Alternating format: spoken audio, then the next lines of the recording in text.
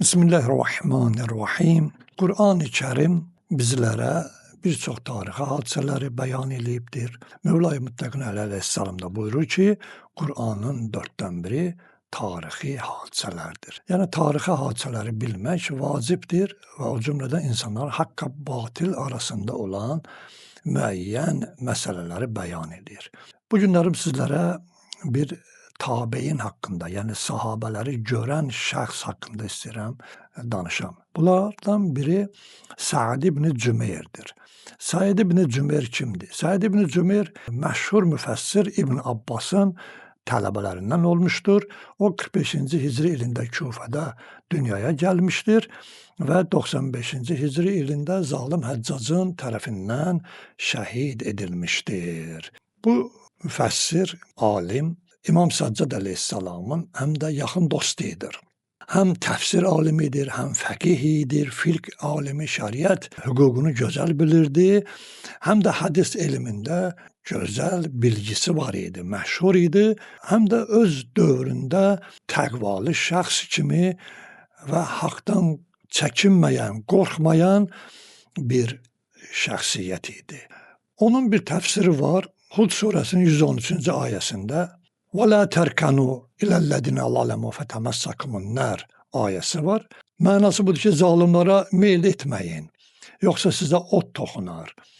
Səid bu ayənin təfsirində qeyd edir ki, meyl etmək yalnız zulm etmək deyil, zalimları sevmək, onları dəstəkləmək və ya susmaq da buna daxildir. Yəni bu şeylərdən uzaq olun. Onun şəhid olması haqqında tarixlər qeyd edirlər ki, Həccac ibn Yusuf Məl'un onun tapılmasını əmr edir və Əli şiəsi olduğuna görə onu ölümə məhkum edir. Həccacı casusları onu axtarır, tapırlar və Həccacın sarayına gətirirlər. Səid daxil olanda Həccac üzünü ona tutub deyir ki, adın nədir? Deyir, Səid. Səidin də mənası ərəbcədən xoşbəxt deyən sözdür. Həccac ona üzünü tutub deyir, sən bədbəxtsən, xoşbəxt deyilsən. İndi səni üzü qibləyə əmr edəcəm, boynu vursunlar. Və əmr edir ki, ya Əlini təhqirləməsən, Əli şi əlindən çıxmalısan, ya da boynun vurulacaq. Təbii ki, Səid bunu qəbul eləmir. Odur ki, əmr edir ki, üzü qibləyə bunun boynu vurulsun. Bu zaman Səid Qur'anın bu ayəsini oxuyur. Mənası budur ki, mən həqiqətən batildən haqqa tapınaraq üzümü göyləri və yeri yaradan Allaha tərəf çevirdim. Mən Allaha şərik qoşanlardan deyiləm. Bu, Həzrət İbrahim əleyhissalamın söylədiyi ayədir ki, Qur'an-ı Kərimdə gəlmişdir. Həccac Səidin bu ayəni oxuduğunu eşidərək qəzəblənir və əmr edir ki, onun üzün qiblədən çevirin. Yəni arxası qibləyə boynunu vurun. Səid bu vaxtı Qur'anın Bəqərə surəsinin 115-ci ayəsini oxuyur. Buyurur ki, وَلِلَّهِ الْمَشْرِقُ وَالْمَغْرِبُ فَأَيْنَمَا تُوَلُّوا فَثَمَّ وَجْهُ اللّٰهِ اِنَّ اللّٰهَ وَاسِعٌ عَلِيمٌ. Şərq də, qərb də Allahındır. Hansı tərəfə yönəlsəniz, Allah oradadır. Şübhəsiz ki, Allah mərhəməti genişdir və o hər şeyi biləndir. Həccac bərk qəzəblənir. Deyir, başını yerə qoyun kəsin. Bu zaman Səid yenə Qur'andan bir ayə oxuyur, Taha surəsinin 55-ci ayəsin.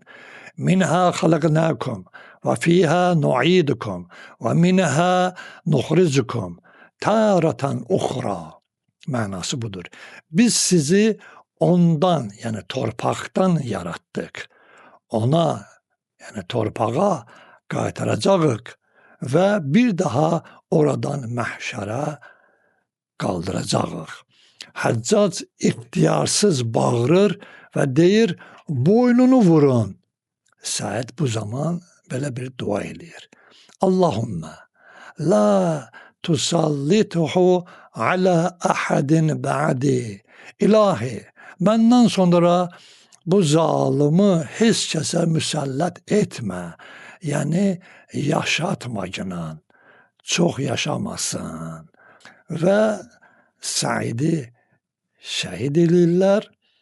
Səid şəhid olan gecədən o zalım, məlun Həccac artıq gecə yuxusundan diksinib ayılır ki, yuxuda Səidi görür və hövlnak ayılır, qışqırır. Mən Səidə neynədim, filan elədim. Yəni bu vaxtı onu titrəmə tutur və titrəmə o dərəcəyə gəlir ki, artıq o bədəni buz kimi olur.